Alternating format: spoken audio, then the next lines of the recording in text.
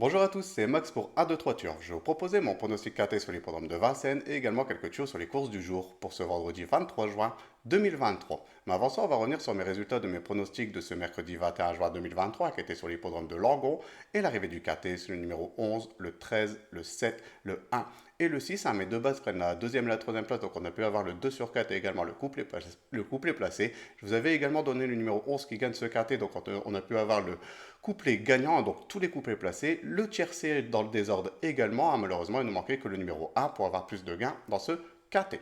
Pour mes tuyaux du jour, ça s'est également super bien passé, car on était resté sur l'hippodrome de Langon et je vous avais proposé le numéro 10 dans la cinquième course qui gagne cette compétition, donc on a pu le toucher en simple gagnant placé, et également le numéro 9 dans la sixième course qui lui prend la deuxième place, donc on a pu le toucher en simple placé, et le ticket report qui est également passé donc une journée de ce mercredi 21 juin qui s'est super bien passée pour mes pronostics.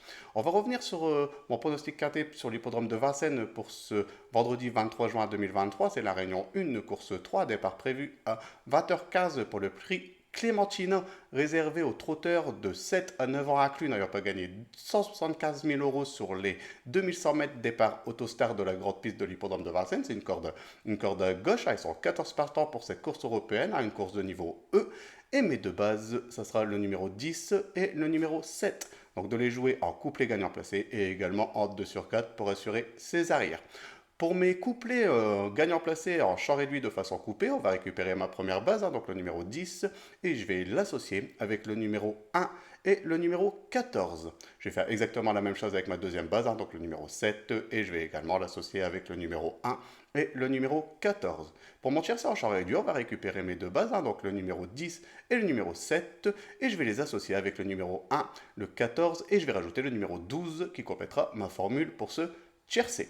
Pour mon quartier unitaire, on va récupérer mes chevaux, donc le numéro 10, le 7, le 1, le 14, le 12, et je vais rajouter le numéro 4 en cheval de complément en cas de non partant dans ce KT.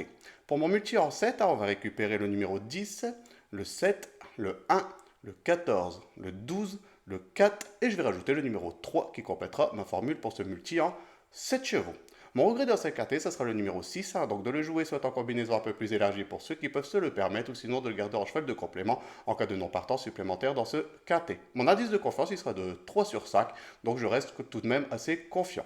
Pour mes tuyaux du jour, on va rester sur l'hippodrome de Vincennes, donc la réunion 1, et je vous proposer le numéro 7 dans la première course, donc le 107, et également le numéro 11 dans la deuxième course, donc le 211, de les jouer en priorité en simple gagnant placé, et comme c'est dans la même réunion, comme d'habitude, de faire un ticket report qui reste toujours un jeu très intéressant. Je voudrais tous vous remercier pour vos commentaires, donc ça arrive très, très régulièrement, c'est très sympa de votre part, n'hésitez pas, continuez, surtout venez vous abonner nombreux pour participer à cette belle aventure, sinon je vous souhaite de passer une bonne journée, et je vous dis à demain pour mes nouveaux pronostics.